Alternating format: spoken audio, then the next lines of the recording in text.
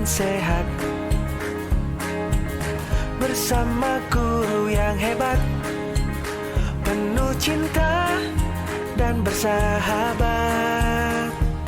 mendidik dengan tulus, gunakan 7 jurus.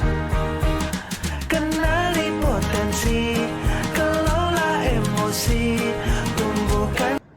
Assalamualaikum warahmatullahi wabarakatuh. Perkenalkan, nama saya Sulis Prianto, guru BK SMA Negeri 1 Rembang. Saya adalah peserta fasilitator daerah 7 jurus BK Hebat dari Kabupaten Rembang. Pada OJL kali ini saya akan mengimplementasikan jurus yang kelima, jalin koneksi dengan penerapan segitiga restitusi. Selamat menyaksikan. Latar belakang memilih jurus yang kelima, yaitu jalin koneksi dengan penerapan segitiga restitusi, adalah bahwa konsep ini bertujuan untuk membantu murid memahami konsep restitusi lebih mendalam. Tidak hanya berarti hukuman atas kesalahan yang telah dilakukan, akan tapi suatu kesempatan untuk belajar dari sebuah kesalahan, mengubah persepsi murid yang merasa gagal akibat suatu kesalahan menjadi pribadi yang lebih baik. Restitusi adalah proses menciptakan kondisi bagi murid untuk memperbaiki kesalahan mereka sehingga mereka bisa kembali pada kelompok dengan karakter yang lebih kuat.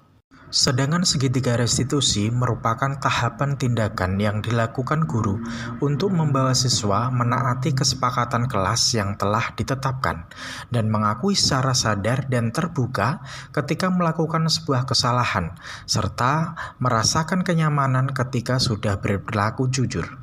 Tahapan segitiga restitusi meliputi menstabilkan identitas, validasi tindakan yang salah, dan menanyakan keyakinan. Pada tahap menstabilkan identitas dilakukan berdasarkan prinsip bahwa membuat kesalahan adalah bagian dari proses pembelajaran yang nantinya akan menggeser identitas gagal ke arah identitas sukses. Validasi tindakan yang salah dilakukan berdasarkan prinsip bahwa setiap perilaku berupaya memenuhi suatu kebutuhan tertentu, sehingga guru atau orang tua akan bergeser dari pemikiran stimulus respon menjadi proaktif, serta akan lebih mengenali dan mengakui kebutuhan murid atau anak. Pada tahap menanyakan keyakinan dilakukan dengan memberi pertanyaan-pertanyaan bermakna kepada murid atau anak untuk memunculkan motivasi secara intrinsik sehingga mampu mengkaitkan keyakinannya dengan tindakan yang salah. Skenario kasus pertama, saat pelaksanaan ulangan harian, Maharga berusaha untuk melihat jawaban temannya atau mencontek. Perbuatannya dilaporkan ke guru BK. Sebagai guru, harus menyelesaikan masalah tersebut dengan baik menggunakan tahapan segitiga restitusi.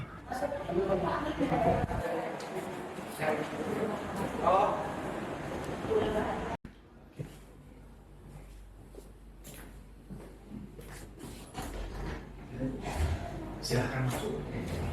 Mas Bareke, Ya, silahkan duduk, cari posisi yang paling nyaman. Pak. Ini Mas Bareke ya? Iya, Pak. Oh iya. Tadi habis pelajaran siapa, Nam? Pelajarannya Bu Ulfa Matematika. Pelajaran Bu Ulfa Matematika. Ya. Tadi ada ulangan? Iya, ada ulangan. Ada ulangan, ya. Tadi Bu Ulfa telepon Pak Sulis, ya.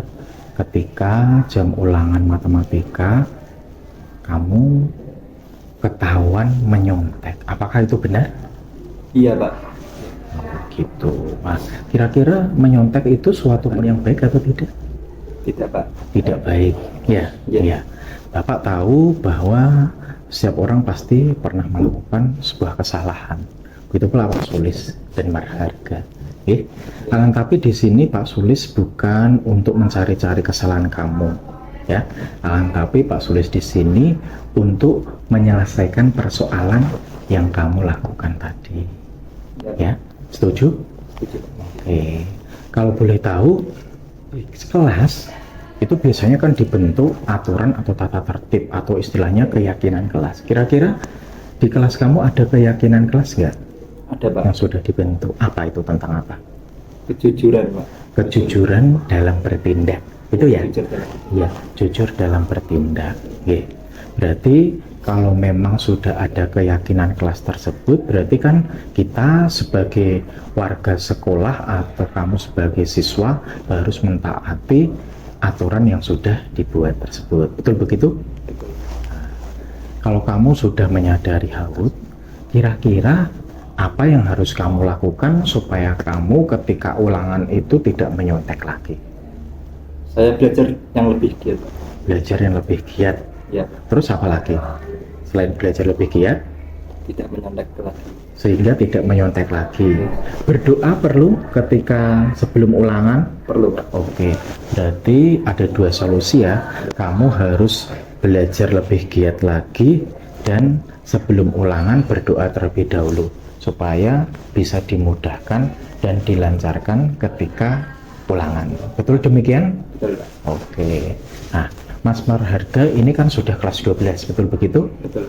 Bentar lagi mau ujian. Ya. Nah, rencana besok Mas Marharga mau melanjutkan kemana kira-kira? Ke UNES, Pak. Ke UNES, ambil jurusan? Pendidikan Inggris. Oh, jadi ambil pendidikan bahasa Inggris ya. Apalagi besok rencana Mas Marharga mau jadi seorang guru, ya kan? Ya. Guru itu harus bisa digugu dan ditiru, macam itu. Oke. Bapak berpesan kepada Mas Marharga untuk bisa memperbaiki diri, ya, bahwa kejujuran itu suatu hal yang utama, ya, semacam itu. Ya, Mas Marharga sudah tahu solusi apa yang harus Mas Marharga lakukan. Kira-kira Mas Marharga mau melakukan hal tersebut mulai dari kapan? Mulai saat ini, Pak. Mulai saat ini, dari sekarang. Baik, kalau begitu saya akan istilahnya menyupport Mas Marharga untuk tidak lagi menyontek atau tidak jujur ketika ulangan. Semacam itu. Dengan cara apa? Ya, istilahnya nanti Pak Sulis bisa memantau lewat dari teman-teman dan lain sebagainya untuk mengantisipasi apakah Mas Marharga masih melakukan atau tidak. Dan saya acungi jempol kepada Mas Marharga karena menyadari kesalahannya dan mau memperbaiki kesalahan tersebut dengan berbuat lebih jujur lagi. Setuju Mas Marharga? Ya, Pak. Baik. Kira-kira ada yang ditanyakan? Tidak ada, Pak. Tidak ada. Baik, kalau tidak ada, nanti setelah ini Mas Marharga bisa kembali lagi di kelas. Ya? Terima kasih Pak. Ya, sama-sama. Skenario kasus kedua, Vali tidak masuk sekolah tanpa menggunakan surat izin atau alfa. Banyak guru mengeluhkan karena tidak izin meninggalkan jam pembelajaran. Sebagai guru harus menyelesaikan masalah tersebut dengan baik menggunakan tahapan segitiga restitusi.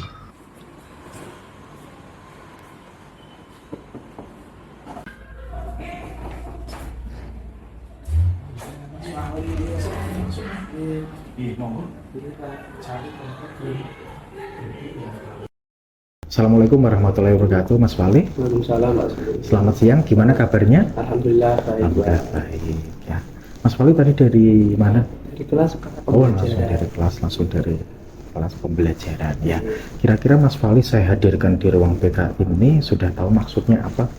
Tahu, Pak. Apa coba? Kemarin saya tidak masuk sekolah tanpa surat izin. Oh, kemarin Mas Vali tidak masuk sekolah tanpa melampirkan surat Surat izin. izin. Betul demikian ya? Kira-kira kalau tidak masuk sekolah tanpa melampirkan surat izin itu suatu perbuatan yang salah atau benar? Yang salah. Oh, berarti Mas Vali sudah menyadari bahwa tidak masuk sekolah tanpa izin itu merupakan salah satu perbuatan yang salah. Betul demikian ya? Iya. Oh, nggih. Ya, Pak menghadirkan Mas Vali di sini tidak bermaksud untuk mencari kesalahan Mas Vali. Bapak menyadari bahwa setiap manusia pasti pernah melakukan kesalahan. Begitu pula dengan Pak Sulis. Tujuan Bapak di sini untuk mencari solusi atau penyelesaian supaya Mas Vali itu ketika tidak masuk sekolah itu melampirkan surat izin, tidak semacam kemarin ya. Itu. Nah, kira Mas Vali kemarin kok tidak masuk sekolah itu kenapa? Kemarin tuh saya itu ada acara keluarga yang mendesak sekali. Oh, ada acara keluarga yang mendesak. Iya. Sehingga tidak bisa Semacam membuat itu. surat izin. Sehingga tidak bisa membuat surat izin.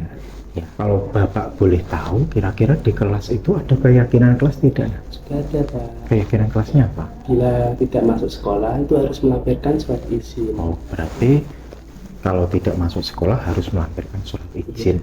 Dan hal itu berarti harus kamu laksanakan. Iya. Berarti kemarin kamu melanggar keyakinan kelas tersebut. Iya. Oke.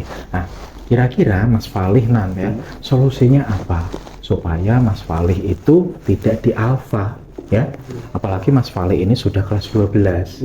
Sebentar lagi mau ujian, mau masuk ke perguruan tinggi. Kalau nanti Mas Falih alfa, otomatis kan mempengaruhi nilai rapot Mas Falih. Macam demikian. Nah, kira-kira Mas Falih mau seperti apa? Solusinya apa? Supaya Kalau misal ada cara dari itu juga tidak bisa membuat surat izin, itu mengiwarkan dan mengabarkan kalau tidak bisa ikut pembelajaran. Oke. Terus sehingga besoknya itu membuat surat izin dan menyusulkan ke BK atau ke Wali kelas. kelas. Oke ya. Berarti Mas Falih sudah tahu solusinya bahwa ketika kita tidak masuk sekolah paling tidak itu harus mengabari dari pihak sekolah, Iya. ya, terutama wali kelas atau guru BK. Iya. Jadi supaya apa? Supaya sekolah itu tahu kondisi peserta didiknya itu gimana. Jalannya kalau kamu tidak ada kabar, otomatis kan tidak tahu, khawatir. Iya. Bapak Ibu guru khawatir. Jadi upaya yang dilakukan Mas Falih berarti besok melampirkan surat izin. Nah kira-kira surat izinnya besok mau dilampirkan kapan? Besok, Pak. Besok, Oke, besok berarti surat izinnya Bapak tunggu ya supaya kamu tidak di alfa. Siap? Siap. Oke. Ada yang ditanyakan lagi?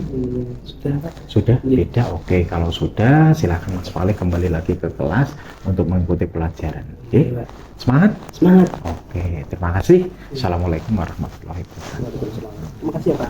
Tanggapan dari siswa. Halo, perkenalkan nama saya Marga Arsana Putra dari kelas 12-7. Saya sangat senang sekali mengikuti praktek segitiga restitusi dari Pak Sulis. Karena saya sudah bisa menghadapi masalah yang saya hadapi, saya juga menjadi lebih giat belajar dan nilai saya semakin meningkat. Terima kasih. Assalamualaikum warahmatullahi wabarakatuh. Assalamualaikum warahmatullahi wabarakatuh. Perkenalkan nama saya Fali Saknada Istiar dari kelas 12-9. Saya sangat senang sekali mengikuti praktek segitiga restitusi dari Pak Sulis. Dari praktek ini saya bisa mendapatkan solusi dari permasalahan saya yaitu membolos sekolah. Sekian, terima kasih. Wassalamualaikum warahmatullahi wabarakatuh. Simpulan. Penanganan kasus yang dilakukan guru dengan pendekatan segitiga restitusi diharapkan guru dapat memposisikan dirinya sebagai manajer dengan mengajukan pertanyaan-pertanyaan bermakna yang membuat murid lebih mandiri, percaya diri, dan bertanggung jawab. Semoga video ini dapat menginspirasi. 7 jurus BK hebat, bimbingan tepat, generasi hebat. Wassalamualaikum warahmatullahi wabarakatuh. Penuh cinta dan bersahabat, mendidik dengan tulus. Gunakan 7 jurus